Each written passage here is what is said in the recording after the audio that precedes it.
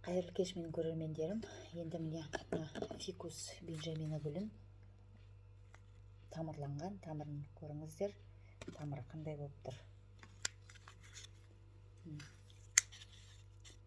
Тамыр дейтін өте керемет болып тұр. Осыны қазір фитильный поливке қоямыз. Бұл да суды жақсы көретін гүлдердің бірі. Фитильный поливке, қазір мен горшокке фитильный поливке қоямын. Өлшеп алайын. Міне астына су қоятыны. Так, мынау жібі. Мынау жібі. Так, жібі бұл синтетический болу керек, синтетический жіп. Так, шіріп кетпеу керек. Короче.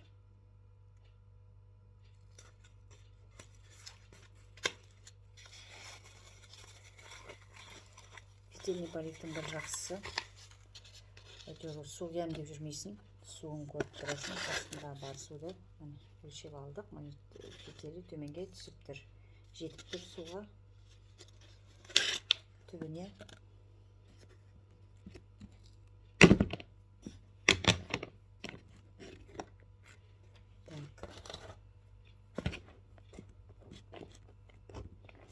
Мынау менің топырағым, грунт.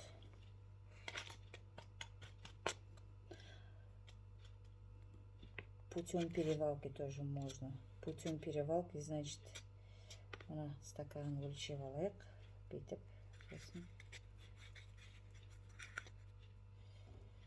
сала қоямыз.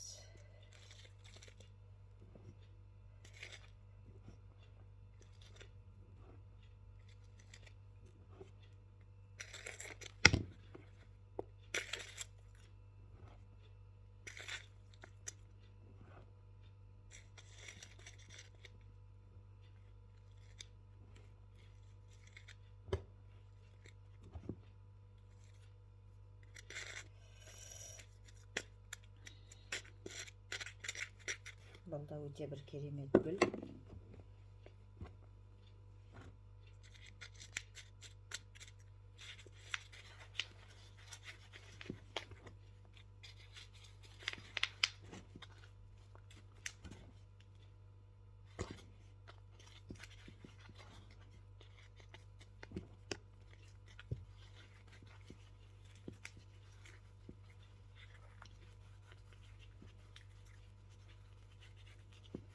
Топырағын толтырып алдық.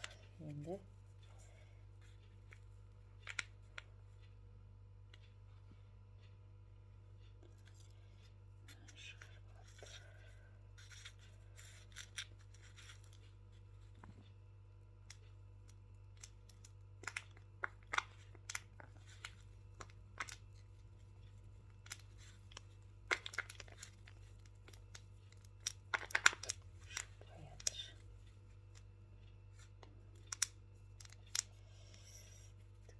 баятыр.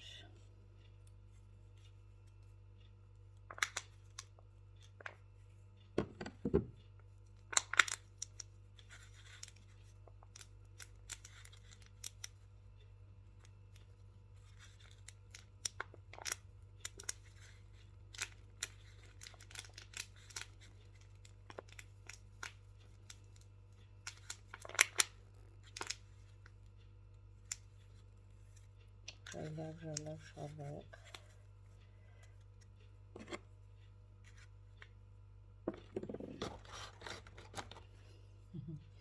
Аздаптым қолдау.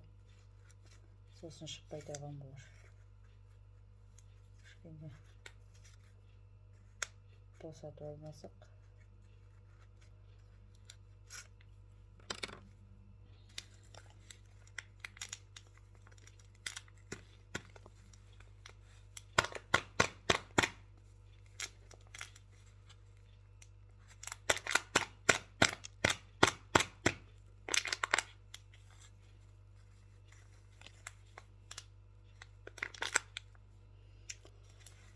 Да, придется теперь, наверное, криво.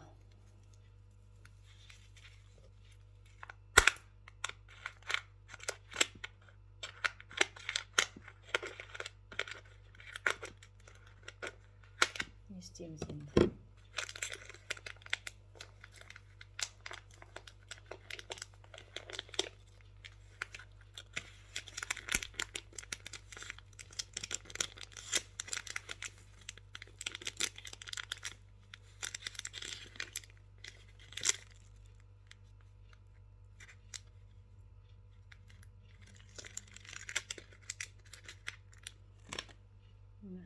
қандай тамыры керемет. Тамыры керемет.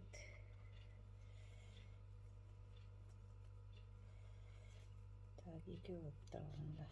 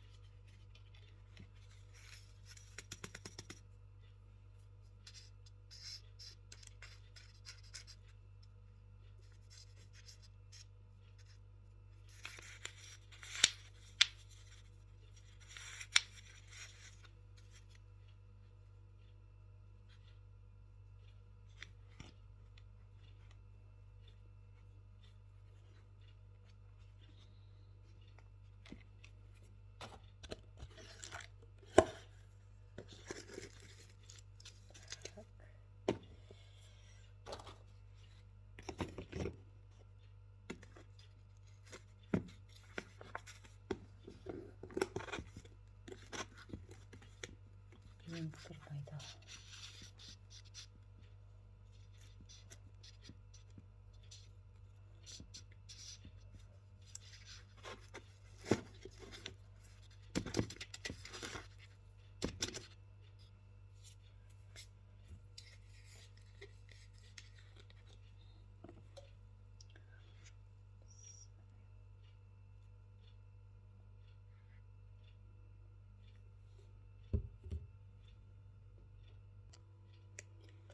Міне астынан уже су ағып бастап жатыр фитильный поливтен.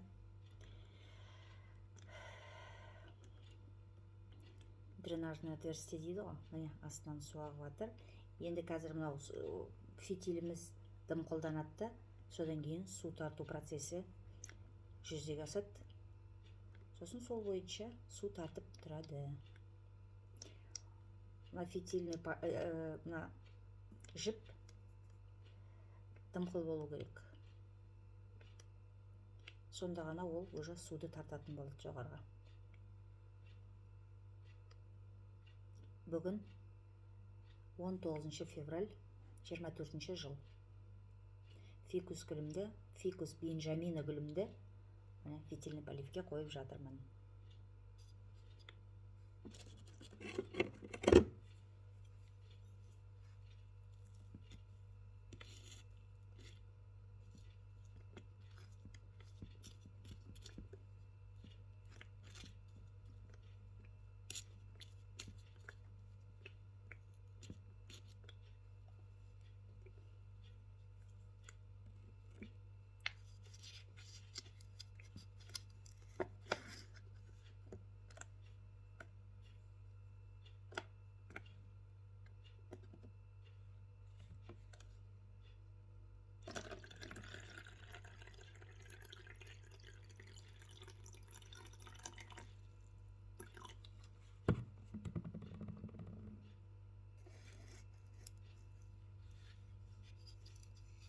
Міне.